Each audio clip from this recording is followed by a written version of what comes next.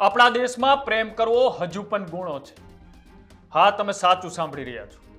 નવા યુગમાં જીવતા આપણે બધા એ સ્માર્ટફોનના સંબંધો બાંધવાથી લઈ સંસદમાં પ્રેમની વાત કરતા આ દેશમાં જ્યારે કોઈ યુવાન કોઈ યુવતીને દિલથી પ્રેમ કરે ત્યારે તેને સમાજ એક દંડ આપે છે અને આપણે ત્યાં હજુ રિવાજોની જેલમાં આજે પણ પ્રેમી પંખીડાઓને સાથે જીવવા દેવામાં નથી આવતા।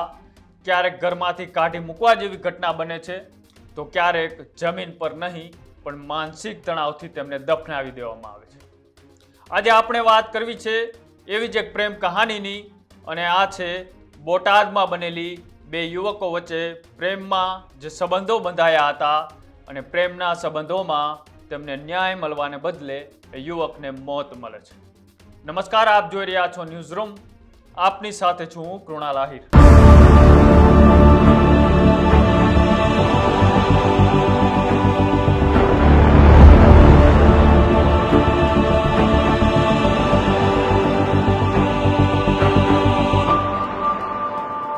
વાત છે બોટાદ જિલ્લાની અને વાત શરૂઆત થાય છે ટીંબી ગામના યુવક જે ભાયાવદર ગામની પીયુ નામની યુવતી સાથે છેલ્લા 1 વર્ષથી પ્રેમ સંબંધોમાં બંધાયેલો હોય છે। એ અંગે યુવતીના પરિવારજનોને આ વાતની ખબર પડે છે અને આ વાતની ખબર પડતા પીયુએ એટલે કે દીકરી એટલે કે યુવતીએ એમના પ્રેમીને જનકને ફોન કરીને કહે છે કે અહીંથી તું મને હવે લઈ જા। તેથી જનક અને તેનો સાથી મિત્ર યાજ્ઞિક એ સાથે લઈ અને પીયુને તેમના ઘરે લેવા માટે જાય છે અને ત્યાં ગામની અંદર પહોંચતા જ એ ભાયાવદરના આજુબાજુના વિસ્તારમાં ત્યાં પહોંચે છે અને ત્યાંથી આ પીયુને ભાયાવદર ખાતેથી લઈ રંઘોડા નજીક ત્યાં પહોંચે છે। રસ્તા ઉપર તેના પરિવારજનોને આ વાતની ખબર પડે છે અને યુવતીના પરિવારજનો આ વ્યક્તિઓનો પીછો કરે છે। બાઇક અને કાર વડે જ્યારે પીછો કરે છે અને પીછો કરતા આ બંનેને રંગે હાથે ઝડપી લેતા તેમની ઉપર ધારિયા અને પાઇપ વડે જે હુમલો કરવામાં આવે છે અને આ હુમલામાં એ યુવક હોય છે તેમને માથાના ભાગે ગંભીર ઈજા થતાં એ જનક નામના યુવકનું ત્યાં રસ્તા ઉપર જ મોત નીપજે છે। આ ઘટના અંગે પોલીસને જાણ થતાં પોલીસ કાફલો પણ જ્યારે ઘટના સ્થળ ઉપર દોડી જાય છે અને મૃતકના પરિવારની ફરિયાદના આધારે યુવતીની પરિવાર સાઈડના જે વ્યક્તિઓ હતા જેમને કારની સાથે સાથે બાઇક અને આ લોકોનો પીછો કર્યો હતો અને તીક્ષ્ણ હથિયાર વડે આ યુવકને જાનથી મારી નાખ્યો હતો એવા 3 અજાણ્યા શખ્સો મળીને કુલ 8 લોકો સામે પોલીસ ફરિયાદ દાખલ કરે છે। પોલીસે લાશને પણ પોસ્ટમોર્ટમ ખાતે મોકલી દેવામાં આવે છે। ઘટનાના હત્યારાઓને સામે જ્યારે BNSની કલમ 103(2) 140(2) મુજબ જ્યારે ગુનો દાખલ કરવામાં આવે છે અને પોલીસ આ 3 અલગ અલગ ટુકડી બનાવી હત્યારાઓને ઝડપી પાડવા માટે પોતાની કાર્યવાહી હાથ ધરવામાં આવે છે। આ સમગ્ર ઘટનાના પડઘા એ પૂરા વિસ્તારોની અંદર પડે છે અને સમયાંતરે આવી ઘટનાઓ બનતી રહે છે કે જ્યારે કોઈ યુવક ને યુવતી બંને પોતપોતાની મનમરજીથી પ્રેમમાં પડે છે અને પ્રેમમાં પરિવાર તેમને સ્વીકારવા માટે તૈયાર નથી હોતું। એ પછી બંને પોતાની રીતે અલગ રહેવાનું પસંદ કરે છે, તેમ છતાંય આ પરિવારને મંજૂર નથી હોતું અને અત્યારે પણ આપણા રિવાજો મુજબ આવી રીતના પ્રેમ જાળથી બંધાયેલા સંબંધોને ન્યાય નથી મળતો અને મોત મળે છે।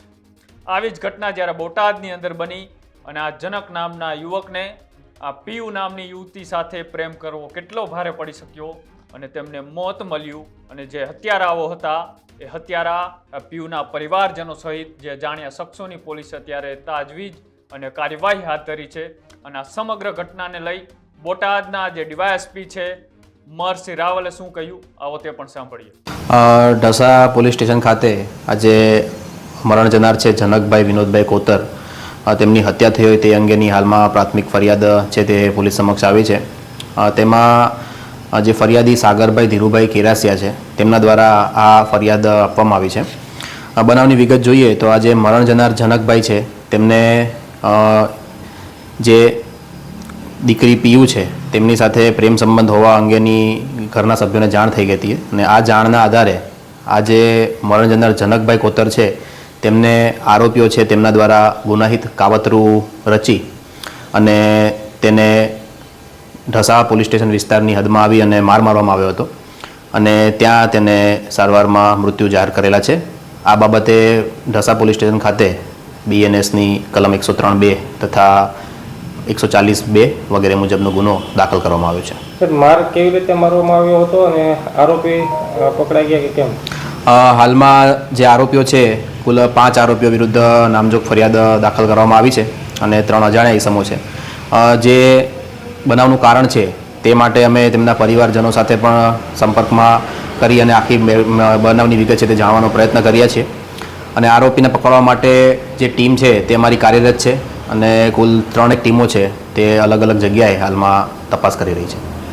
જે રીતના પોલીસ અધિકારીએ વાત કરી કે 8 જેટલા લોકો સામે અત્યારે ગુનો દાખલ કરી દેવામાં આવ્યો છે, પણ ગુનો દાખલ થવાથી એ જનક નામનો યુવક જે અત્યારે મૃત્યુને ભેટ્યો છે અને જે યુવતી સાથે તેમણે પ્રેમ કર્યો હતો એ પીયુ નામની યુવતી પણ હવે પોતાના પ્રેમીને પામી નથી શકી અને તેમને પણ હવે એ પરિવારના જ યુવકો એટલે કે એમના પરિવારના જ વ્યક્તિઓએ પોતાના પ્રેમીને મારી નાખ્યો છે. એટલા માટે હજુ પણ આપણે આ સ્માર્ટ જમાનામાં જીવવાની વાત કરી રહ્યા છીએ, દીકરી અને દીકરાને એક સમાન ગણવાની વાત કરી રહ્યા છીએ, પણ હજી પણ સમયાંતરે આપણા દેશની અંદર પ્રેમ કરવો એ ગુનો માનવામાં આવે છે. પ્રેમ કરવામાં ન્યાય મળવાને બદલે પણ હજી મોત બને છે. આવી ઘટના દિવસે ને દિવસે સામે આવે છે. તમે સ્ત્રી સશક્તિકરણની વાત કરો, તમે યુવાનોને અને યુવતીઓને એક સમાન દેખવાની વાત કરો, પણ હજુ પણ ક્યાંક એવી માનસિકતા એ વર્ગની અંદર પડેલી છે, એવા રિવાજો પણ હજી આપણા ત્યાં રહેલા છે કે હજી પણ આ વસ્તુને સ્વીકારવા માટે આપણો સમાજ તૈયાર નથી. તમારું શું માનવું છે કે જે પ્રેમથી બંધાયેલા સંબંધોને ખરેખર ન્યાય મળવો જોઈએ કે પછી તેમને મોત મળવું જોઈએ? તો અમારી કોમેન્ટ બોક્સની અંદર જણાવજો અને આ અમારો અહેવાલ કેવો લાગ્યો એ પણ કોમેન્ટ બોક્સમાં કહેજો.